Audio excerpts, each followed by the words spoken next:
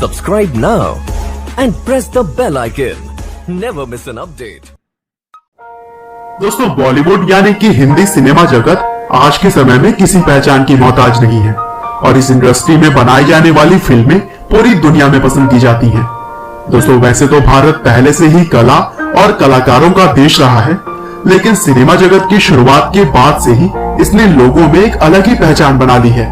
और आज की इस वीडियो में भी हम बात करेंगे हिंदी सिनेमा जगत यानी कि बॉलीवुड की हिस्ट्री के बारे में कि किस तरह से इसकी शुरुआत हुई और कैसे कैसे इस इंडस्ट्री ने आगे बढ़कर पूरी दुनिया में नाम कमाया।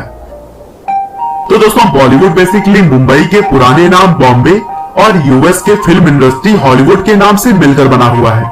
वैसे तो भारत में कई और फिल्म इंडस्ट्रीज भी मौजूद हैं, जैसे कि तमिल, तेलुगु, मलयालम, गुजराती, भोजपुरी, पंजाबी, राजस्थानी और इसी तरह के और भी कई सारे। लेकिन सबसे ज्यादा पैसे कमाने के साथ साथ सबसे ज्यादा फिल्में भी बॉलीवुड यानी कि हिंदी फिल्म इंडस्ट्री में ही बनाई जाती है। और इस बात का सही तरीके से अंदाजा आप इन आंकड़ों को देखकर लगा सकते हैं कि पूरे भारत में 2017 में कुल 1986 फिल्में बनाई गई हैं, जिसमें से 364 फिल्में सिर्फ बॉलीवुड की हैं। बॉलीवुड शब्द की शुरुआत वैसे तो 70 के दशक में हुई थी, जब भारत ने फिल्म बनाने के मामले में अमेरिका को भी पछाड़ दिया था। लेकिन यह तो एक तरह से नामकरण था, क्योंकि यहाँ से कई दशकों पहले ही भारतीय सिनेमा की शुरुआत हो चुकी थी, जब राजा हरिश्चंद्र नाम की पहली साइलेंट फिल्म 1913 में आई थी। और यह फिल्म ही भारत में बनाई गई पहली फुल लेंथ फीचर फिल्म थी। और फिर इस फिल्म के महज कुछ सालों बाद यानी कि 1930 तक भारतीय इंडस्ट्री हर साल लगभग 200 फिल्में बनाने लगी थी। हालांकि यह दौर चल रहा था साइलेंट फिल्मों का, लेकिन जल्द ही 1931 में भारत की पहली आवाज वाली फिल्म भी रिलीज की गई, जिसका नाम था आलमारा। यह फिल्म एक बहुत ही बड़ी कॉमर्शियली सक्सेसफुल रही और इसकी सफलता के बाद से ही भारत में म्यूजिकल फिल्मों का एक नया दौर शुरू हो गया। और अब हिंदी फिल्मों के अलावा भी भारत के कई अलग अलग भाषाओं में फिल्में बननी शुरू हो गई थी। और फिर एक और बड़ी कामयाबी भारतीय फिल्म इंडस्ट्री को तब जाकर मिली, जब बॉलीवुड की पहली कलर फिल्म 1937 में कृष्ण कन्हैया बनाई गई। हालांकि इसके बाद से आने वाले कुछ सालों में भारत कई तरह के संकटों से जूझता हुआ दिखाई दिया, जैसे कि वर्ल्ड वॉर 2, स्वतंत्रता की लड़ाई और भारत पाकिस्तान का विभाजन। और इन्हीं सभी परेशानियों से भारतीय सिनेमा जगत इस दौर में ज्यादा प्रोग्रेस नहीं कर पाया। हालांकि कुछ लोग ऐसे भी थे जो कि उस वक्त बहुत सारे सामाजिक मुद्दों पर फिल्म लेकर आते रहे, लेकिन उन्हें भी ज्यादा सफलता यहाँ पर नहीं मिल सकी। और फिर 1947 में भारत और पाकिस्तान के अलग होने के बाद बहुत से अच्छे आर्टिस्ट भी अलग अलग देशों में बट गए, जिनमें मोहम्मद रफी, पृथ्वीराज कपूर, दिलीप कुमार और देवानंद जैसे बड़े नाम शामिल थे। लेकिन भारत के आजाद हो जाने के बाद से 60 के दशक में बॉलीवुड की एक से बढ़कर एक शानदार फिल्में आती रही और इस दौर को बॉलीवुड का गोल्डन युग भी कहा जाता है।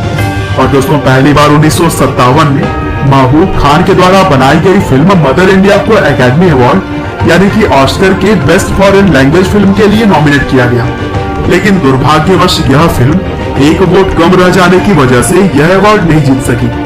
और दोस्तों, भारतीय फिल्म जगत के शुरुआती समय में ज्यादातर इंडियन जेविश एक्ट्रेस यानी कि भारतीय यहूदी अभिनेत्रियां काम करती थी, क्योंकि वह थोड़ी सी प्रोग्रेसिव सोच की हुआ करती थी।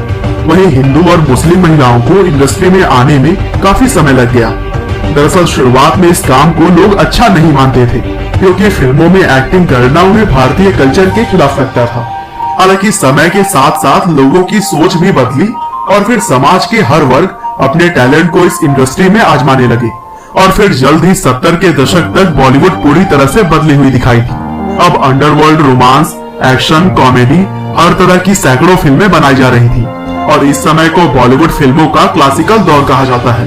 और यहीं से बॉलीवुड न केवल भारत तक सीमित रहा, बल्कि इसने वर्ल्ड लेवल पर भी अपनी पहचान बनानी शुरू कर दी। और 1983 में रिलीज हुई फिल्म गांधी के लिए पहली बार भानु अथैया को बेस्ट कॉस्ट्यूम डिजाइन के लिए ऑस्कर अवार्ड मिला।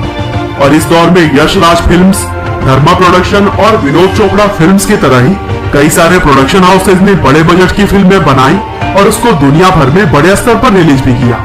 और फिर धीरे धीरे बॉलीवुड टेक्नोलॉजी से लेकर अपनी स्टोरी, एक्टिंग और हर क्षेत्र में एडवांस होने लगा।